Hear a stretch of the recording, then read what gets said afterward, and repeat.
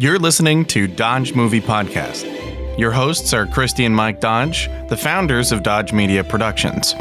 We produce films and podcasts, so this is a podcast about films. Join them as they share their passion for filmmaking.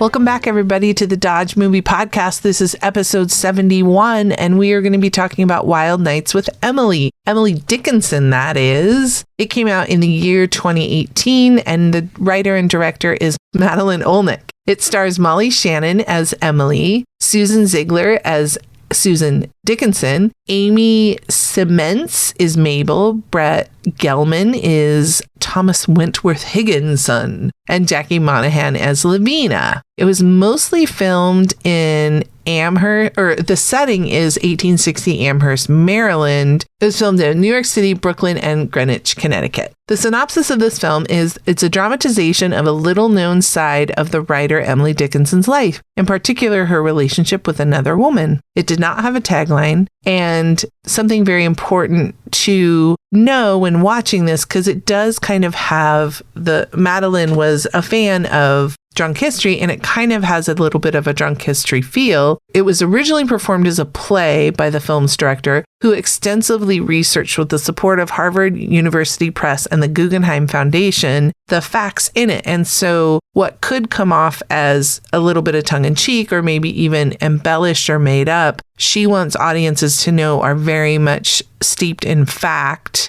because researchers discovered that Lavina was trying to get Emily's poems published. And as they were written, she knew that she couldn't, because at the time there was another poet who was writing more rhyming poetry and Emily's wasn't. And then Emily was speaking of her relationship with Susan, which Lavina knew that would not fly either. So she erased a lot of Emily's work. And thanks to technology, they were able to, I don't know with what technology, but they were able to realize that those were erasures and that she was talking about Susan when Lavina put in that she was maybe talking about a male character. I think it's possible, but one technique I have seen is if you look at it at really high magnification, you can see the indentation of the original text. Even if the graphite has been erased, you can still see the dents in the paper at a very high level of magnification. And I've watched some film festival interviews with Molly and Madeleine and the other actors, and I didn't know this, but Emily Dickinson was sold to audiences as like this spinster, and that she didn't want her poems published, and she was just kind of this sad figure that wore black and just kind of stayed inside all day. And in fact,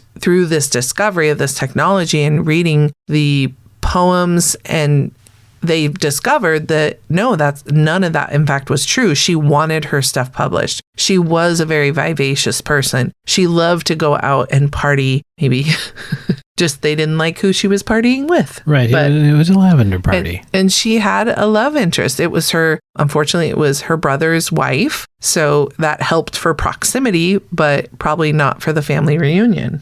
It made it a little bit awkward. It was a little awkward. Yeah, there was a line in there where I think it's Susan, her lover, says, "It is quite normal for sisters to spend many hours alone in each other's company." And I thought that was an interesting way that two apparently real life people contrived. Like, no one will suspect if it's my sister-in-law. Right? Yeah. So before we get too much more into it, I just wanted to give that historical kind of reference point. But Mike, what is our pickup line for this film? Speaking of the life of Emily Dickinson and her famous reclusivity, too much has been made of late of Emily Dickinson's girlhood friendship with her brother's wife, Susan, the daughter of a tavern keeper. Aha. So they just kind of call it out right there so that everybody knows what the film is about. Right. And I have to say, referring to both what the film is about as well as the feeling of Drunk History, I would say there's more than a little bit feel of Drunk History. It feels like an elongated episode of Drunk History to me. Mm-hmm. And so if you like that comic style, right, you're fine, but just be aware it was kind of an interesting choice to go that way. But I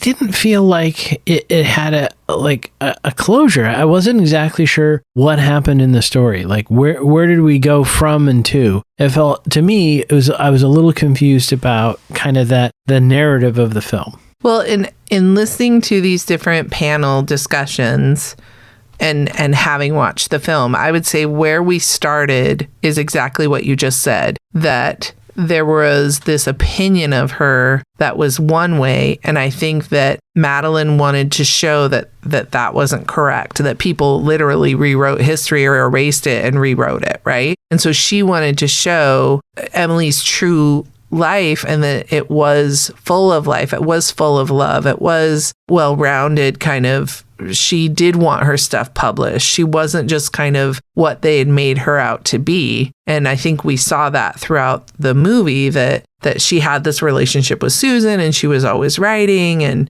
kind of moving through life. And then like even when she died, Susan is the person that was there with her. So I think that was what the arc was. Yeah, I guess, as you said that, in some sense, despite the fact that it has the feel and humor of Drunk History, if I looked at it as just a documentary, kind of like Drunk History, right? Drunk History isn't telling you a story, they're kind of relating a historical incident. So from that perspective, okay, that makes a bit more sense if that was kind of the goal, is it was almost like a retelling, a reenactment, a humorous reenactment of basically a 90-minute documentary about Emily Dickinson. Right. Okay. I did not learn, I knew the name, but I couldn't tell you, like this whole, both Molly and Madeleine spoke. Madeleine and I believe the character who portrayed Lavina, who was the one that kind of rewrote history. She was obsessed with, the actress was obsessed with Emily Dickinson when she was in college. And she would quote her all the time. In fact, when Madeleine told her, I'm doing a movie about Emily Dickinson, she started quoting Emily Dickinson back to her. And she was like, oh, you're not going to be Emily.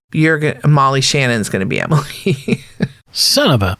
And so, because Molly and Madeleine went to NYU drama school together. In fact, Madeleine is the one who is responsible for Mary Catherine Gallagher. Oh, wow. Yeah. They were doing a comedy show. And here Molly was going to school to be a drama student, like a drama actor. Right. And she did this comedy showcase in which they were supposed to come in with a character and Madeleine played the director that would ask them to do just like crazy, silly things. So Molly came in as Mary Catherine Gallagher, and then Madeleine just started telling her to do all these crazy things like smelling her armpits and, jumping around and doing a handstand and all these crazy, bizarre things that she did. And it killed so much that people told Molly, you need to go to SNL. Interesting. I'd heard that Will Ferrell originally was actually going to be like a sportscaster, but he doesn't consider himself a comedian, right? And I remember Jeffrey Tambor said, the key to comedy is earnestness. The character must really intently believe the ridiculous thing that they're doing. So maybe that she was able to translate a bit of that dramatic training into that earnestness, right? That maybe makes the character of Mary Catherine Gallagher work. Yep. I liked the different uses of kind of breaking the fourth wall, the uses of the subtitles, and what did you think of that as either editing or kind of a certain aspect of cinematography, which kind of does have a Drunk History feel? Yeah, I mean, there are points of it that are, really well made. As far as the cinematography, I think there's a two-shot early in the film of Emily and Susan walking young versions after the Shakespeare, and I thought that was shot very well. But in general, I'm a little bit conflicted on the Drunk History feel because I do enjoy Drunk History, but those are shorter segments and they're really not about informing, right? They're more just about pure comedy. They're watching a comedian get drunk. Yes, and then the history is just kind of the... Right, it's the prop for them to get something wrong. But so I was a little bit torn because I kind of felt like it landed a little bit between the two. It wasn't quite a comedy, it wasn't quite a documentary. I think I wasn't exactly sure how to take it, but I did like the gag where the cat was just a stuffed animal. That was kind of funny. Right. Yeah, that was... Very Drunk History, but very funny. Yes. They said there were a lot of historical inaccuracies and anachronisms abound throughout the film in costuming, sets, props. It's not necessarily intended to be a faithful period piece. And one notably accurate detail, though, is Emily's unshaven legs in the next to the last scene. Oh, yeah. Someone was recently discussing, I think it was the Sam Elliott miniseries 1883, but it was something like that. And they said, yeah, shaving of legs and armpits occurred incredibly recently. For us, it is considered, standard, but it really is a relatively new thing. So that would be accurate, I suppose. Now, if we had superfan and costume designer Miriam available, she could probably break down all of the wardrobe anachronisms. Yeah. Yeah. I thought that the person who portrayed Lavina did a great job at just being this it's interesting because I thought of her as an opportunist. Yeah, she comes across like that. Who was basically could not create something to kind of that was her own. So she was co-opting Emily's work because it quote unquote didn't get published. And so she was going to take it and get it published. And it was interesting to hear the filmmaker and the actor talk about it. And they were saying that she actually, because a lot of Emily's works didn't get published, for different reasons. People liked the rhymey poems, this isn't poetry. This is just probably like prose or something. They just didn't feel that there was another author at the time. I was going to say her name, and she was getting much more notoriety. And so how they sold it was that Lavina actually, Emily's poetry wouldn't be seen if it wasn't for Lavina making the corrections and getting it out there. So I thought that was interesting that they saw it differently than, at least it came off to me, that she wasn't an opportunist. She was propelling it, let's say. So, I suppose you could argue that a character could want to save Emily from herself. Like, oh, sweetie, you would look so much better if you just put your hair up this way. So that could be, certainly in this film, I felt like Lavinia came across as an opportunist. But it is an interesting relationship because she is basically having a romantic relationship with Emily's brother, who is technically married to Susan, but Susan's having a romantic relationship with Emily. Right. So it was all kind of a little bit of a muddled love parallelogram. Was it a very small town, maybe? Yeah. Well, I did notice, speaking of that, though, for sets, is they found two 19th century homes right next to each other because there's, part of a plot point is they would run from house to house. Right. Or be able to see the other house from the window. So they had to get two that looked like they were, at least cinematically of the right era, right next to each other. Right. But there was a point in time when Lavinia was standing someplace and I thought you could see that she was standing on a modern sidewalk and then behind the bushes was a regular asphalt road, which I thought they did for comic effect. Right. Quite possible. Well, so this one is going to be a little bit smaller of an episode, but this week you get a bonus episode, so we will give you more time to listen to that. And superfan RJ told me that he has many thoughts on Wild Nights with Emily. So that portion of the bonus episode will probably feature to be a little bit more. And so stay tuned for that. It will probably just be labeled bonus episode and it'll drop at the same day that this one drops. So shall we go into was there head trauma? Did you notice any head trauma? I had no note of head trauma. Okay. Do we have a smooch? We have quite a few smooches. Smoochie. I would think. Consulting my notes. Between Emily and Susan. A young Emily kisses a young Susan at 10:56 to prove a point. And at 11:48, once Emily's parents have gone, the snogging ensues. There is implied passion, but no visible smooching later in the film. Right. They're in bed together a handful of times to show that. And they're often just chatting, kind of like a couple does post-coital, kind of just talking about life. Yep. And then since this was in 1860, probably no driving review?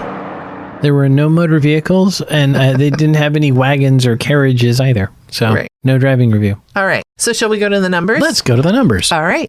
Wild Nights with Emily came out in 2018. The budget was less than $100,000. So we had a conversation, I believe we paused it, or maybe it was after we watched this, that it very much could be an indie film. And I would say with that budget, it very much classifies as an indie film, with the exception of maybe some notable cast members. On IMDb, it got a 6.2 out of 10, and I kind of get that because, I think a specific audience would like this. Critics liked it on Rotten Tomatoes at 89%, and the audiences not quite as much at 56, which I believe is barely fresh. Yeah, that's pretty. I gotta look if 60% is fresh. I can't remember. It's about just an hour and 24 minutes. So if you're kind of curious after hearing us talk about it, or after hearing Superfan RJ talk about it in a bit, it's rated PG-13. It's labeled as a comedy history. So Mike pointed out this is not a rom-com, and he's right. It made about 519,000. So 5x. Good job. Yeah, they did a great job. And it won the U.S. in Progress Award at the Champs-Élysées Film Festival. And Molly won for Best Actress at the Film Out Festival in San Diego. And it got many, many, many other nominations. And it played at a lot of different film festivals based on the number of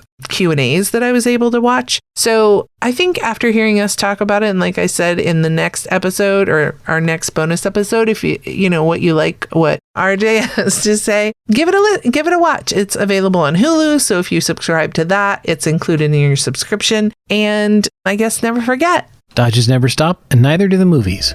Thanks for listening to Dodge Movie Podcast with Christy and Mike Dodge of Dodge Media Productions. To find out more about this podcast and what we do, go to dodgemediaproductions.com. Subscribe, share, leave a comment, and tell us what we should watch next. Dodges never stop, and neither do the movies.